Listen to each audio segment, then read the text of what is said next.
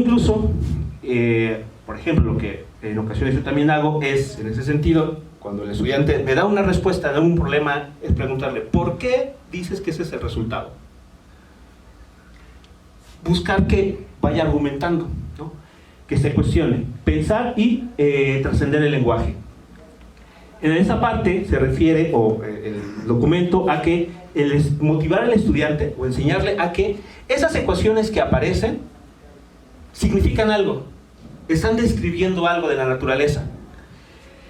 Y ese lenguaje, que son las matemáticas, comenzar a dominarlo, comenzar a hacerse su amigo. Y esto pues se logra con la práctica constante.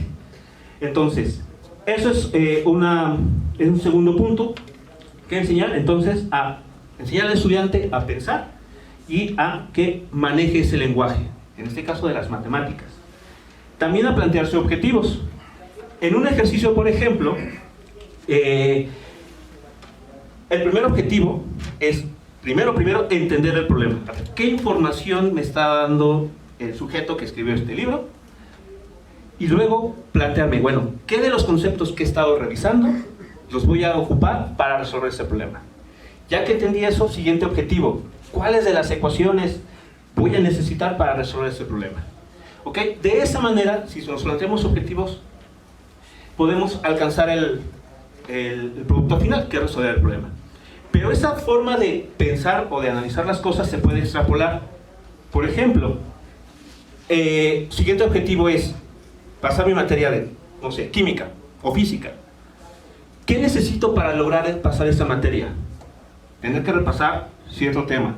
Si este tema se me dificulta, prestarle más atención. De esa manera, lo que se busca es que el estudiante pues vaya escalonando su proceso para alcanzar un objetivo final, que puede ser a mediano plazo, por ejemplo, pasar el siguiente parcial, a mediano plazo, pasar el semestre, o a largo plazo, egresar. Pero siempre es importante que hacer que el estudiante pues se plantee objetivos, también que sean realizables, ¿no? Porque también el estudiante a veces puede plantearse objetivos que de ninguna manera los va a lograr, al menos no en un periodo de tiempo corto, sino que necesita más esfuerzo. Entonces, bueno, también hay que estar consciente de que los objetivos que habremos de plantearnos pues tienen que ser con las herramientas que tenemos en este momento, pero que podemos ir mejorando. Y también enseñar a estudiar. ¿Esto cómo se logra? Pues, por ejemplo, contrastando lecturas, diversas fuentes de información. También motivando el debate en los salones de clase.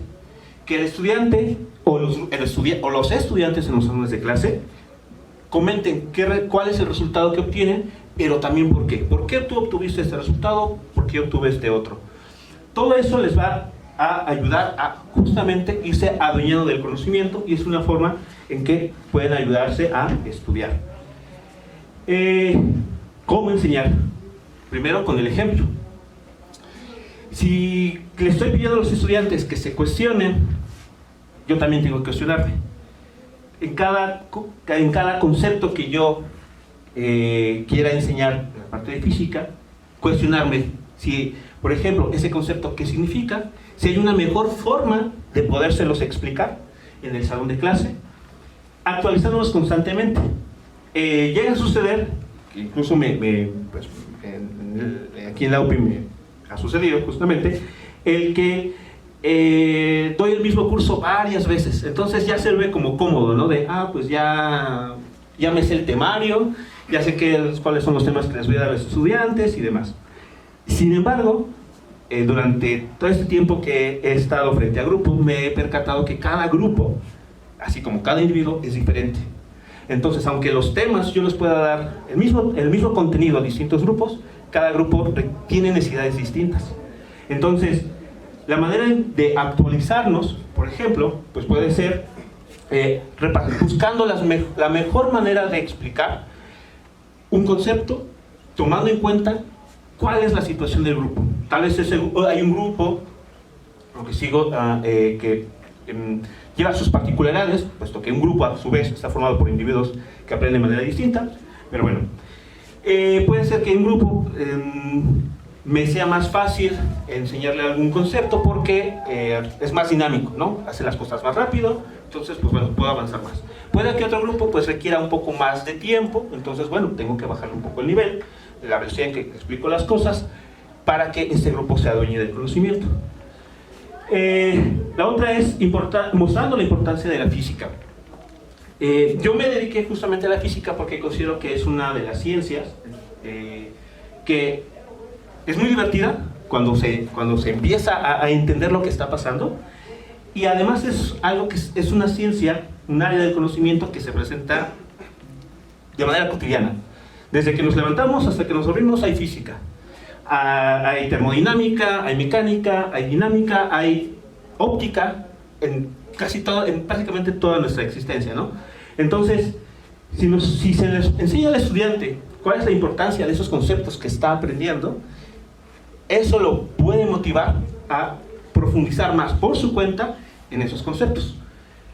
Y enfrentado al estudiante con problemas que busquen desafiarlo, que no se centren en solamente memorizar cosas, sino que le doten de la capacidad de analizar los conceptos y de ir cuestionando, que era uno de los puntos anteriores.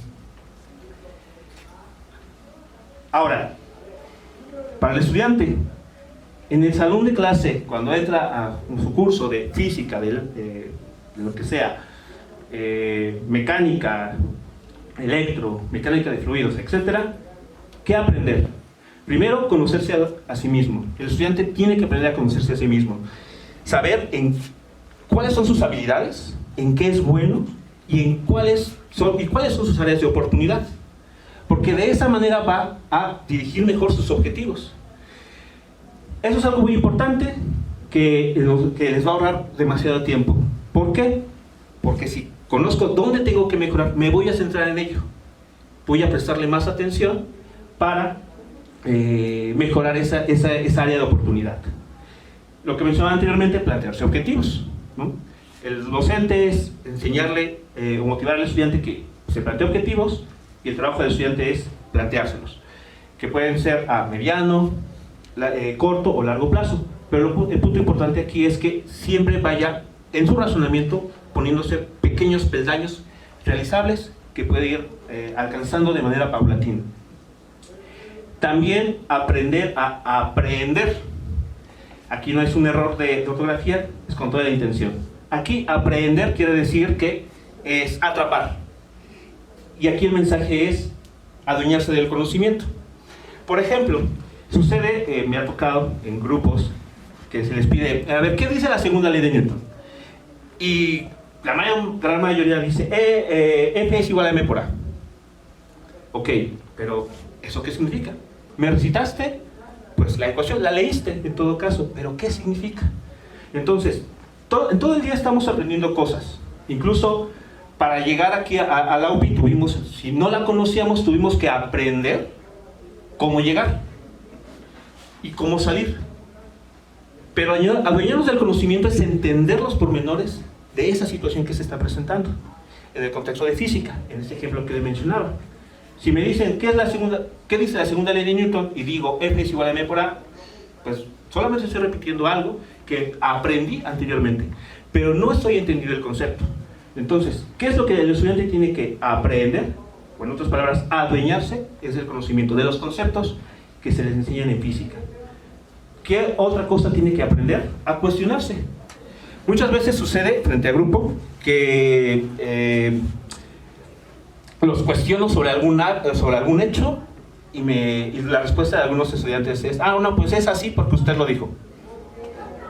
No, eso no puede ser. El hecho de que yo en ese momento, en ese grupo sea la autoridad, no quiere decir que yo siempre tenga la razón. Me puedo equivocar.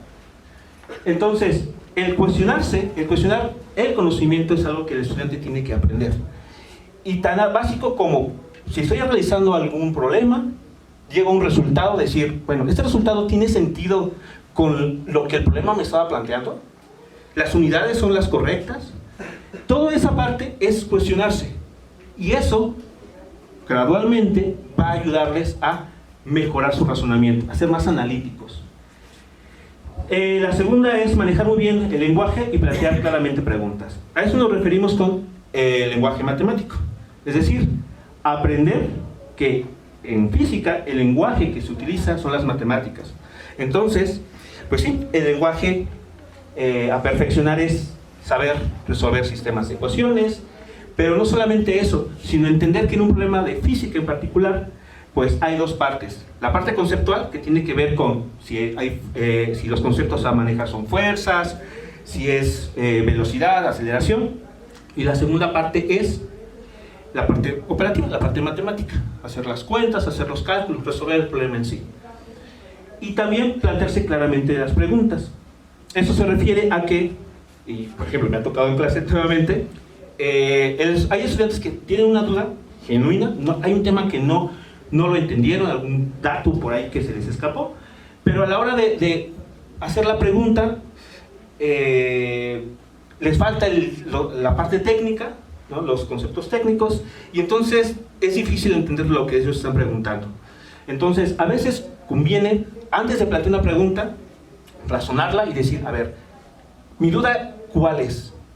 ¿Cuál es la mejor forma en la que puedo plantear mi pregunta basado en los conceptos que estoy viendo? Porque de esa manera se puede establecer un diálogo entre el estudiante y el profesor, o incluso entre pares, de igual manera. Entonces, eso es algo que que el estudiante tiene que aprender, a formular claramente sus preguntas. Y eso tal vez requiera meditarlos un poco antes de decirlas. Y también resolver problemas. Aprender a resolver problemas, aquellos problemas en los que se requiere pues más de una parte analítica, de no memorizar las cosas, sino de entenderlas. Y claro, eso es gradual. Cuando los estudiantes de primer semestre empiezan a resolver ese tipo de cuestiones, ¿no? De ponerles ejercicios donde no se requiere que memoricen cosas, empieza un conflicto, ¿no? Un conflicto cognitivo.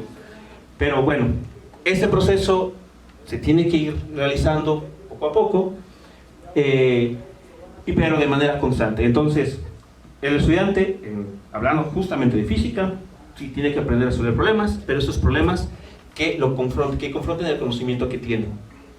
Incluso que lo haga cuestionarse. ¿Cómo aprender? Bueno, dando significación al conocimiento que se adquiere. Es decir, si el día de hoy hablamos en clase del movimiento, de cinemática, pues no dejar ese conocimiento solamente guardado que voy a retomar pues la siguiente clase. Como les decía, la física se encuentra en todo lugar, no solamente en el salón de clases, sino afuera. Entonces, si el estudiante asocia ese conocimiento que ha adquirido con el exterior, con lo que sucede en su vida cotidiana, va a adueñarse cada vez de ese conocimiento y lo va a comenzar a dominar. También respetándose a sí mismo en sus tiempos. Pero esto también requiere, como mencionaba anteriormente, conocerse. Entonces, esto le va a permitir poder administrar mejor su tiempo, enfocarlo o dirigirlo a mejorar esas áreas de oportunidad que necesita atender. Rumiando el conocimiento. Así como, por ejemplo, las vacas, ¿no? Que están constantemente masticando el alimento. Aquí la analogía es que el estudiante, para aprender adecuadamente, tiene que, ese concepto que adquirí el día de hoy, volverlo a repasar al día siguiente.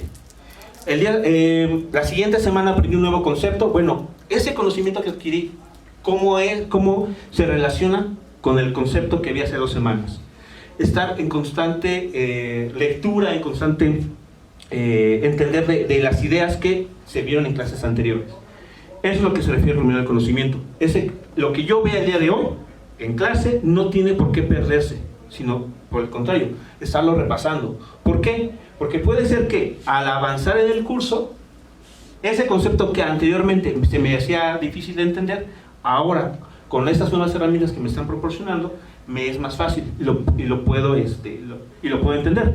Entonces, y es algo que pues igualmente, lamentablemente, sucede muy a menudo, que se deja unos días, ¿no? Como por ejemplo sucedió la semana pasada, que tuvimos pues varios días de descanso, y si el estudiante se olvida totalmente de lo que vio justo antes de ese megapuente, y llega el día lunes, pues, muchas ocasiones pues, no recuerda ni qué se vio, ¿no? Entonces, no, por el contrario, en la mayoría de las posibilidades está constantemente repasando esos conocimientos.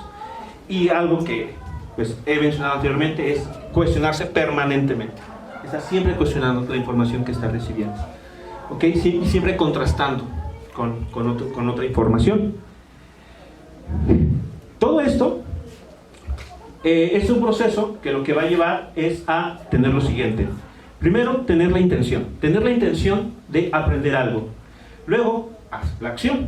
Ya tengo la intención, entonces comienzo a realizar cosas. Luego sigue la práctica. No basta con que yo lo haga una sola vez, sino estarlo haciendo constantemente. Luego sigue la persistencia, hasta que eso se vuelve un hábito y finalmente ese conocimiento se vuelve propio. Nos adueñamos de ese conocimiento. Entonces, esto es básicamente pues, una invitación a que, claro, esta plática que yo estoy dirigiendo es hacia la enseñanza de física en el aula, pero en cualquier ámbito que tengamos en nuestra vida, podemos hacer esto. Tener la intención, la acción, la práctica, ser consistentes hasta formar el hábito y de esa manera podemos alcanzar algún objetivo que nos hayamos planteado. Bueno, también revisando un poco, ¿no?, es el contexto de la docencia en física, pues me encontré con algunos casos que quise incluir en esta plática, casos de la vida real, ¿no?, para que eso no quede con, bueno, es que eso solamente sucede en un mundo fantástico, donde pues todo funciona bastante bien. No, hay casos en la vida real que se han presentado. Por ejemplo, un caso que recientemente resurgió fue el del profesor Gilván Juárez Correa, mexicano, el cual pues cuando llegó a dar clases a nivel secundaria, si no me recuerdo, o nivel primaria, pues se enfrentó con un estilo tradicional de educación, en la cual el estudiante pues solamente se le ponía a memorizar cosas. Y él modificó en su grupo la manera de explicarlos, motivó a que el estudiante se interesara en aprender. Esto llevó a que ese grupo con el que él se encontró en ese momento pudiera tener las mejores calificaciones a nivel nacional en la prueba enlace que se realizó hace ya varios años. Otro ejemplo, incluso pueden ustedes encontrarlo en internet, son las clases del profesor Walter Levin del MIT, actualmente ya se retiró de la docencia, y él incluso tiene, si no recuerdo, un libro donde nos dice que sería un crimen hacer que un estudiante odie la física. Entonces, este es un ejemplo en el que, pues, si la física se enseña de una manera divertida, se motiva al estudiante a de verdad aprenderla, a entenderla. También, gracias a pues, que tenemos acceso a internet, hay profesores que podemos encontrar cuyas clases están en línea. Algunos de ellos son, por ejemplo, del profesor César Antonio Izquierdo, de Guatemala, en el cual, pues, por ejemplo, yo he revisado algunos de sus videos justamente para empaparme de qué otra forma puedo yo aprender para enseñar algún concepto de física. Otro ejemplo, el profesor Sergio Llanos, que en este caso tomé esta imagen donde él está explicando lo que es el número pi, y la manera de hacerlo es tal cual una cacerola, como se muestra ahí, ¿no? Una cinta métrica y una cacerola. Entonces, pues en ocasiones no se requiere una gran infraestructura, tal vez sí sería lo deseable, pero siendo realistas, si no tenemos esa instrumentación, podemos aprovechar cualquier herramienta que esté a nuestro alrededor para interactuar y ayudarnos a que el estudiante pues, entienda algunos temas de física. Y finalmente, un ejemplo de los famosos edutubers, como se les conoce ahora, que son básicamente expertos en ingeniería, en física, en química, en biología, que han comenzado a ser divulgadores de la ciencia. Y en particular, yo aquí retomo uno de los que para mí son mis favoritos. Es el canal Traductor de Ingeniería, Damián, es argentino, y dentro de los videos que he llegado a ver en su canal, él comparte esta cuestión, este sentimiento de que al estudiante no hay que enseñarle a memorizar, sino a estarse cuestionando constantemente. Entonces, si ustedes llegan a tener la oportunidad de ver alguno de sus videos, notarán esta parte. Siempre está constantemente cuestionando y preguntando el por qué, esto por qué, esto por qué. Esto también me muestra que este problema que había comentado de que los estudiantes tienen dificultades cuando llegan a la universidad para entender ciertos temas, pues no es exclusivo de México, sino que es un problema pues lamentablemente generalizado, pero pues sí y al igual pues es un tema que sí hay que traerlo a la mesa para pues comenzar a plantearse cómo poder darle solución. Bueno, al final, ¿qué podemos comentar en esta plática? Bueno, que la física, como materia incluso, es una parte fundamental en la formación de todo ingeniero. E incluso, en mi opinión, debería ser un tema fundamental a nivel básico también, porque es ahí donde está el primer contacto con esta ciencia. Eso me lleva al segundo punto. En los niveles básicos, generalmente, y tal vez los estudiantes que están aquí no me dejan de mentir, se genera una especie de alejamiento hacia la física en particular. Puede ser acá otras ciencias, pero bueno, aquí me interesa la física. Esto lo noto, por ejemplo, cuando asisto a alguna reunión y, no sé, comento que soy físico o que estudié física, y casi el 7 de cada 10 personas, su respuesta hacia ese comentario es: híjole, a mí siempre se me dificultó la física, o la física nunca me gustó. Eso refleja entonces que algo a nivel básico se está haciendo mal, que está haciendo que las personas no estén, si bien no se les busca que se enamoren de la física, pero a que al menos no lo vean como algo complicado, sino que es algo que sucede todo el día y con lo que estamos interactuando constantemente. Como mencioné, podemos considerar al menos 4 ejes, 4 preguntas que pueden orientar la enseñanza de la física en el aula. 2 de ellas para los docentes, las otras 2 para el estudiante. Esto, si se conjuga, pues con mucho esfuerzo, eso también hay que reconocerlo, con mucho esfuerzo podemos ir mejorando estos niveles de conocimiento en física que los estudiantes, en particular los de ingeniería, pues pueden ir adquiriendo. Y finalmente, no es adecuado, desde mi perspectiva, cerrarnos al uso de tecnologías. Actualmente se está escuchando mucho de las inteligencias artificiales, ChatGPT, o incluso inteligencias que modifican la voz, que ponen un rostro distinto a una persona. Entonces todo ese conocimiento está ahorita actualmente en desarrollo, se está viendo, se está utilizando. Entonces, en el salón de clase, nosotros tenemos que adueñarnos, sacarle el provecho, no satanizar esas herramientas, esas tecnologías, sino por el contrario, verlos como unas herramientas que podamos utilizar para la mejora de la enseñanza en el aula. Finalmente, aquí retomo una frase que se atribuye a Richard Feynman: si quieres dominar algo, enséñalo. Cuanto más enseñas, mejor aprendes. La enseñanza es una herramienta poderosa para el aprendizaje. Esto lo invito a que, por ejemplo, los estudiantes, cuando se reúnan con sus pares, hagan esto. Intenten explicar un concepto, algún tema a sus amigos, a los compañeros de clase. Eso les va a ayudar justamente a darse cuenta si están entendiendo los conceptos.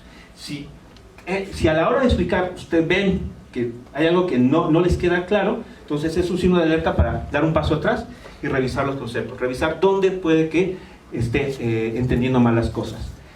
Y es justamente lo que, cuando se enseña algún tema, es lo que estamos haciendo, es ir también aprendiendo. Estamos aprendiendo a mejorar el cómo transmitir la información. Y bueno, eso es todo por mi parte. Muchas gracias.